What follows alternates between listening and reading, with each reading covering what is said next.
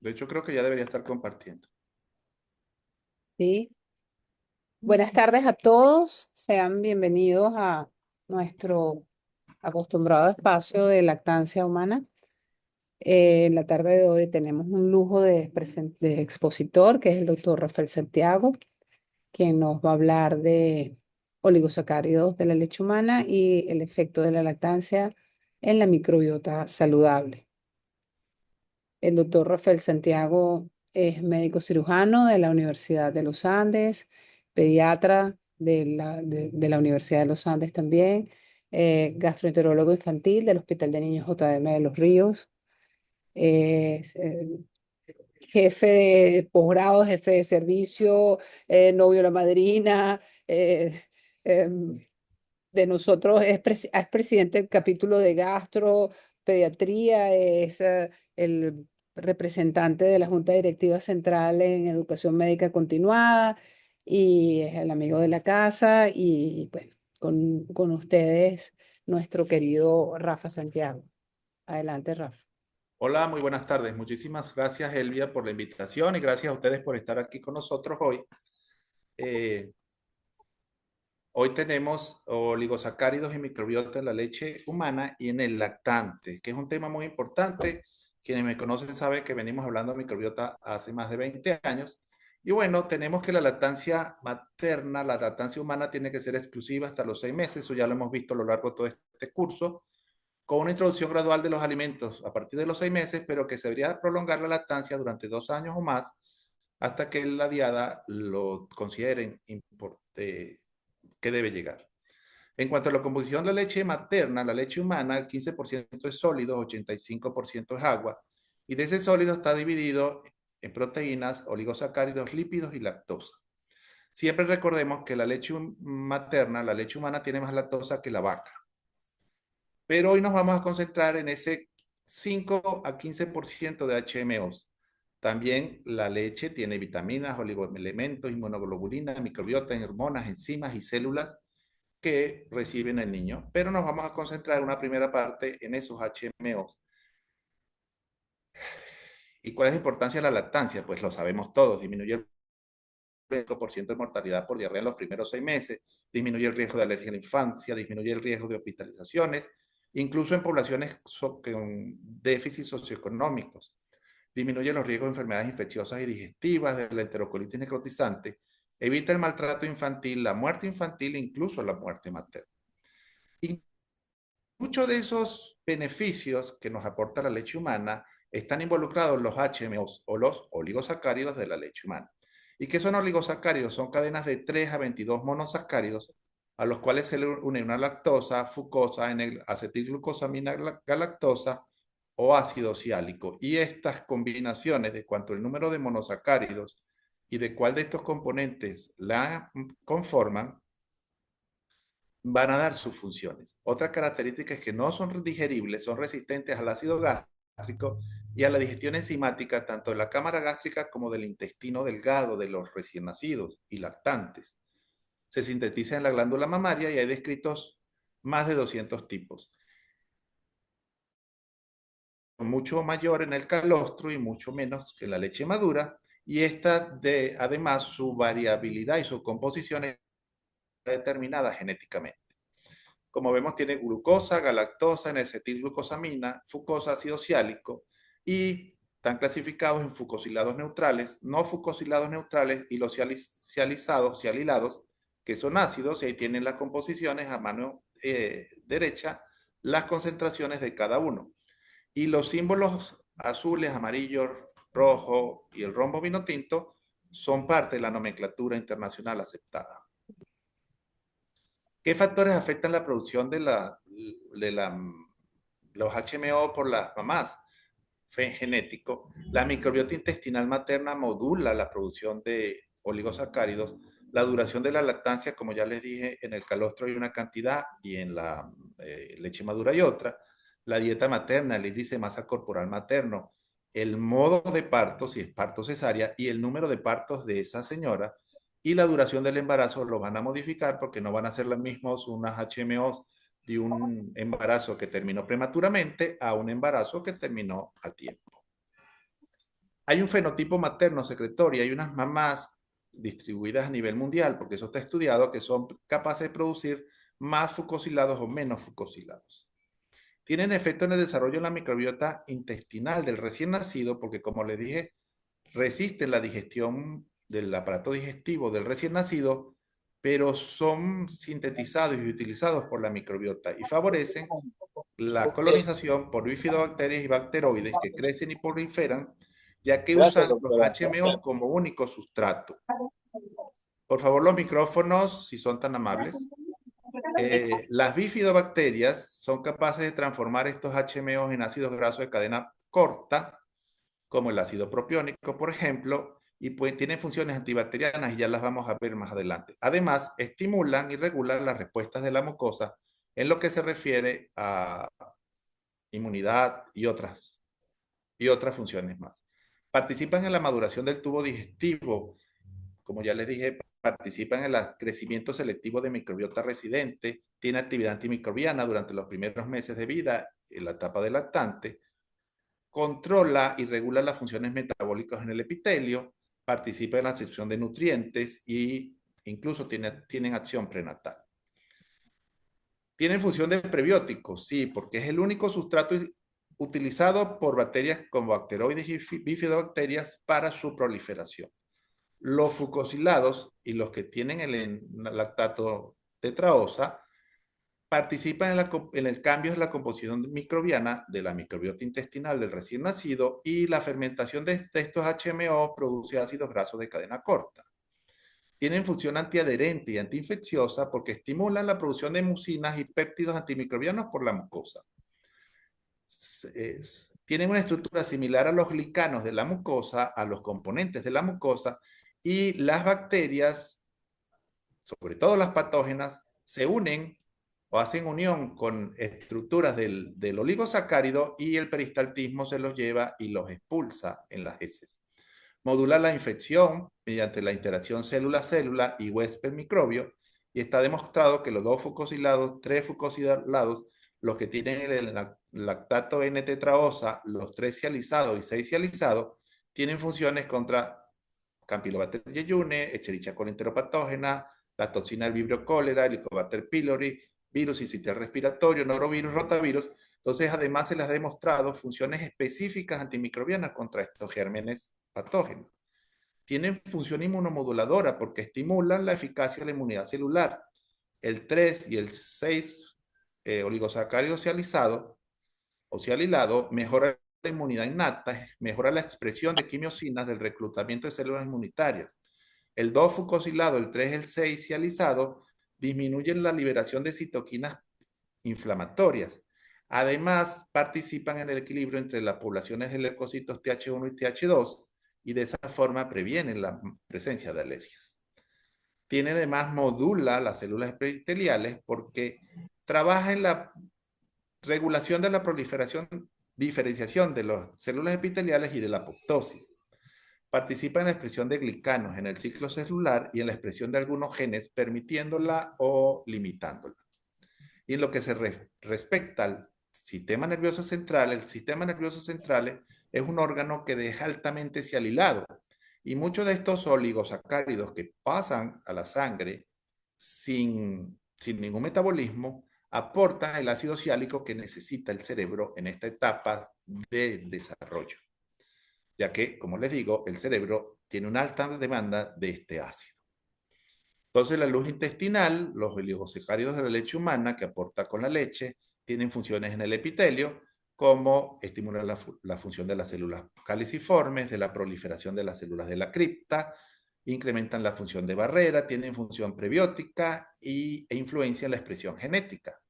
Una vez que pasan al torrente sanguíneo, porque estos oligosacáridos se pueden excretar en las heces, pero también se pueden excretar en la orina intactos, pues en el torrente sanguíneo tiene funciones tanto en la secreción de citoquinas como en la unión de los monocitos, linfocitos y neutrófilos con agentes patógenos, es decir, que también tiene funciones en el sistema inmune. ¿Y qué beneficia esto? Pues que tengamos una microbiota saludable desde las primeras etapas de la vida. Por supuesto, cuando los niños entran a una unidad de cuidados intensivos, los recién nacidos reciben antibióticos, esto se puede modificar, pero los humanos somos básicamente unos individuos, unos sistemas de tipo lobionte, que quiere decir que nosotros convivimos con otras especies en nosotros mismos y somos simbióticos unos de otros. Antes se hacía, en años pasados, se comentaba que el ser humano era una superespecie, porque era una especie con muchas especies encima, pero no, funcionamos como un ecosistema, como un individuo de forma holobiótica. Y debemos tener claro, una cosa es microbiota, otra cosa es microbioma, otra cosa es metaboloma, eubiosis y disbiosis, y como ven ya estamos entrando en la parte de la microbiota. Algo de generalidad para luego enfocarnos un poco del efecto oligosacáridos y microbiota. Microbiota son todos los microorganismos que componen que habitan un nicho.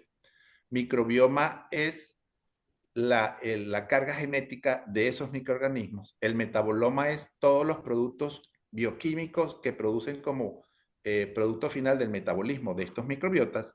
Y la biosis es el estado ideal donde la microbiota de todos nuestros sistemas está en equilibrio y disbiosis cuando se desequilibra.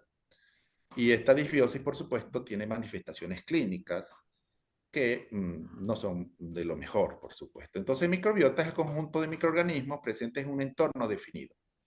La microbiota intestinal está conformada entre 15.000 y 35.000 especies bacterianas, que no solamente hay bacterias.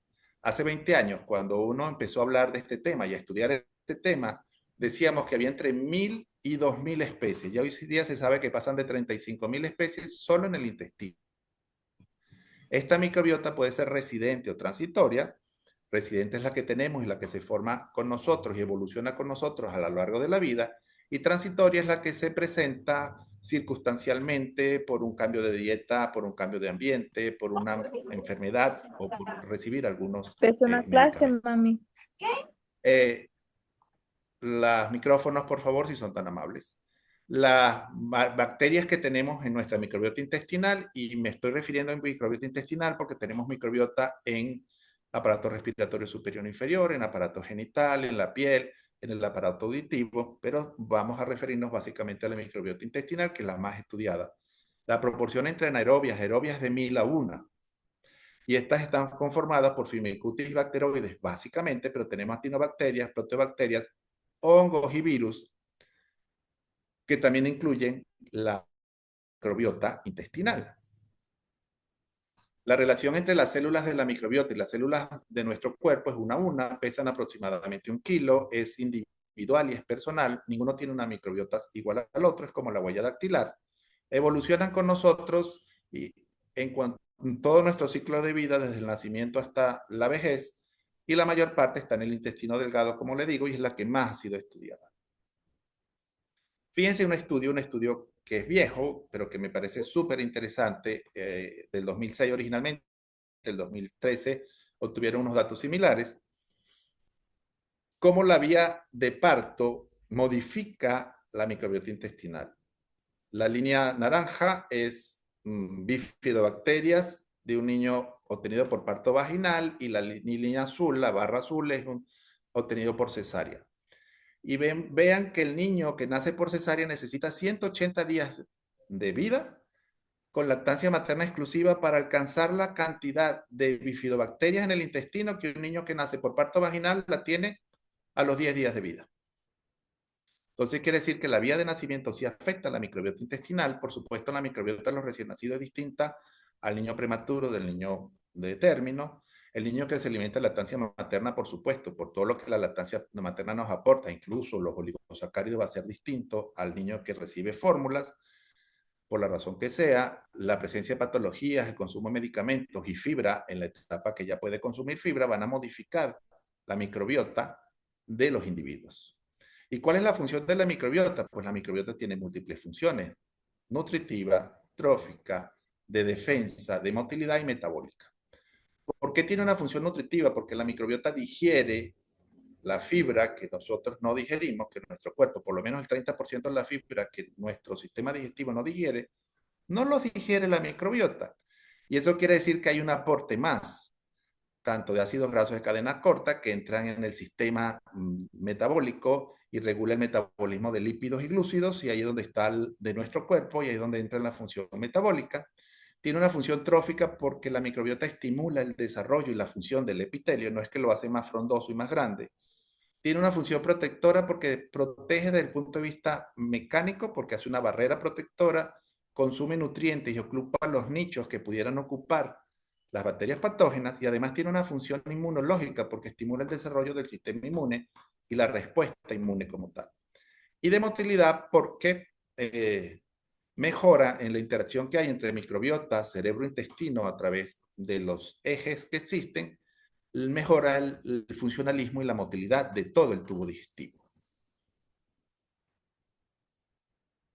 ¿Qué pasó?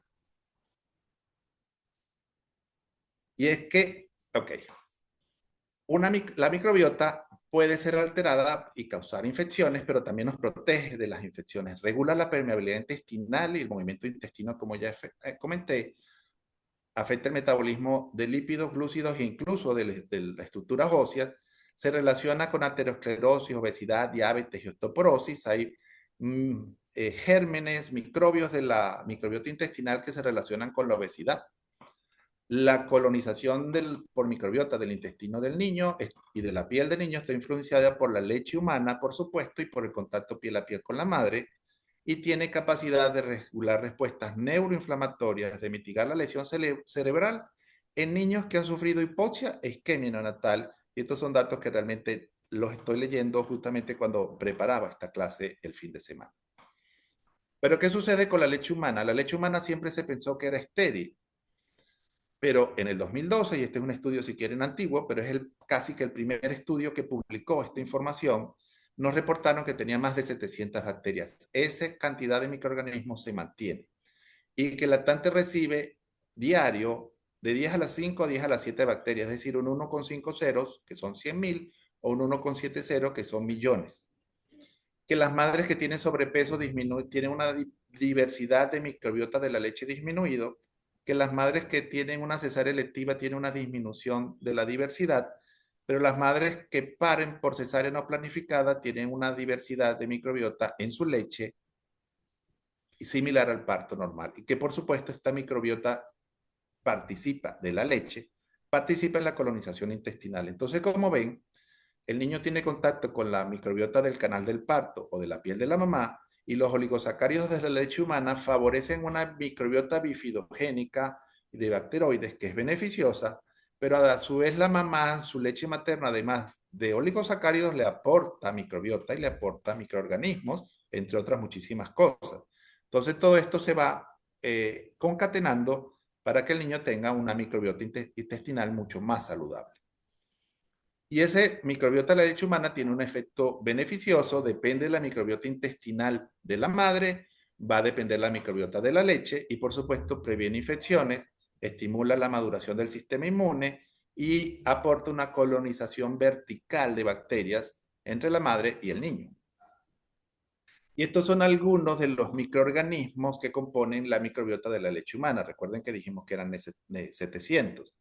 Pero ya aquí estamos viendo la nueva nomenclatura de algunos de los lactobacilos, como el Lacticacibacillus rhamnosus, el lactobacillus, el Limocil lactobacillus reuteri, porque los lactobacilos, que antiguamente era un solo género, en pandemia los científicos se pusieron a investigar más lo que estaba quieto y descubrieron que son 22 géneros distintos del género, todos los grupos que llamamos lactobacilos, ahora fueron divididos en 22 géneros y ahí vemos parte de la nomenclatura que se está usando actualmente. Entonces tenemos que la microbiota intestinal materna modula o regula los oligosacáridos de la leche humana que la mamá le va a aportar al niño, y a su vez estos oligosacáridos de la leche humana van a regular o van a modular la microbiota intestinal del recién nacido y el lactante. Entonces, como vemos, es una relación que es vertical. ¿Y de dónde le llegan las bacterias a la leche humana, a la glándula mamaria, a la mamá? Pues hay dos teorías. Una es la contaminación por reflujo retrógrado, y esto quiere decir, y ha sido demostrado, que de la boca del niño cuando está succionando la leche, ocurre un reflujo de la leche que ya está en la boca a través de los conductos galactóforos a la glándula mamaria. Esto ha sido demostrado con imágenes y con estudios que han hecho de este tipo.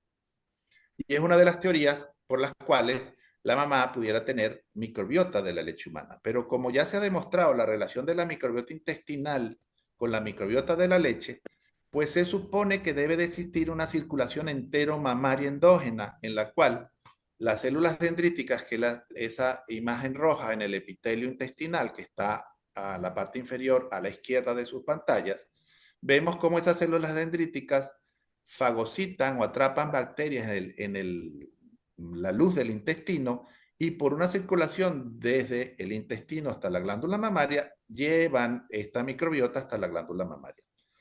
Ambas teorías son aceptadas, ambas teorías se supone que es con lo que actualmente se explica de dónde sale la microbiota de la leche humana. Entonces tenemos la microbiota intestinal materna, finalmente influye en la microbiota intestinal del recién nacido y el lactante, como la microbiota de la boca del lactante también puede influir en la microbiota de la leche. Entonces hay una relación bidireccional. Cambios en la microbiota intestinal del niño son espejos o reflejan de los cambios en la microbiota intestinal materna. Y la diversidad microbiana en el niño va a depender de lo que le proporciona las tomas de leche humana, pero también lo va a depender si es lactancia materna exclusiva, si el niño está sano, está enfermo, y como ya les dije, si fue prematuro o no, si fue parto o cesárea.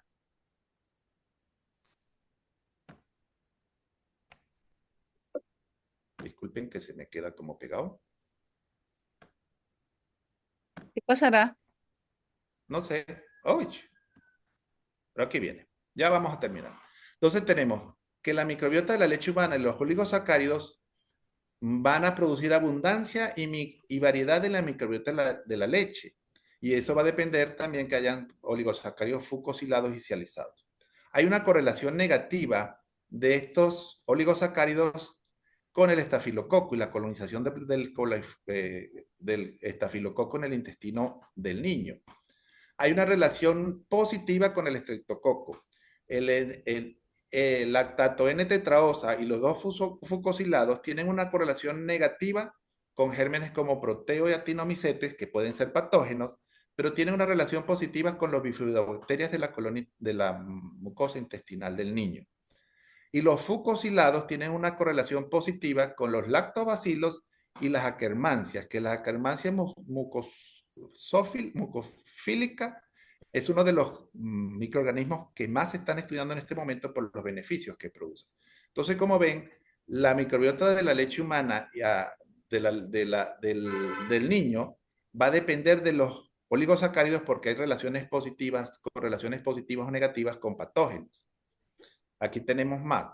Los HMO regulan el desarrollo de la microbiota del lactante, los dos fucosilados y el lactato N-tetraosa aumentan los bifidobacterias y aumentan los ácidos grasos de cadena corta, ácido propiónico, butírico, entre ellos. Los fucosilados incrementan las bifidobacterias, lactobacilos y akkermansia, y hay un incremento en la producción de ácidos grasos de cadena corta y hay una regulación del metabolismo a través de estos ácidos grasos acético, propiónico y butírico. El ácido butírico es el principal combustible del enterocito y del colonocito. Entonces ya por ahí vamos encontrando beneficios. Gran variedad de oligosacáridos de la leche humana, con una microbiota de la leche humana rica y diversa, va a terminar produciendo una rica, diversa y estable microbiota en el lactante, el recién nacido y lactante, claro, si no se enferma, si no recibe antibióticos, si no recibe esteroides, y si mantenemos una lactancia humana exclusiva y prolongada. En el intestino de los lactantes, los HMO incrementan la adherencia de probióticos y disminuyen la adherencia de patógenos por todos los beneficios que ya les comenté.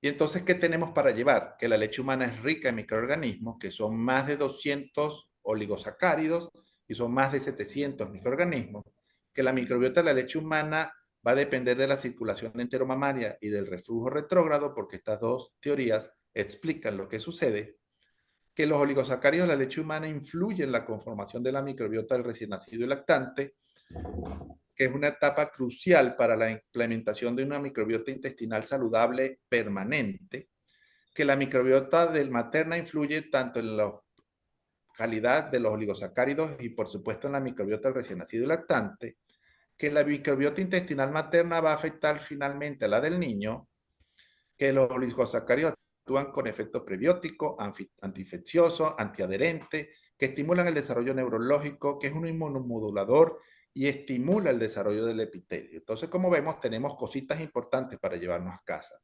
Muchísimas gracias a la doctora Elvia Badel por la invitación a participar hoy con este tema que me encanta, que es uno de los temas de mis temas preferidos, y a ustedes, por supuesto, por estos minutos de atención de participar por participar en el diplomado. Muchísimas gracias. Muchísimas gracias Dejo de, al doctor Rafael Santiago por, dejo de compartir. sí, por esta extraordinaria visión de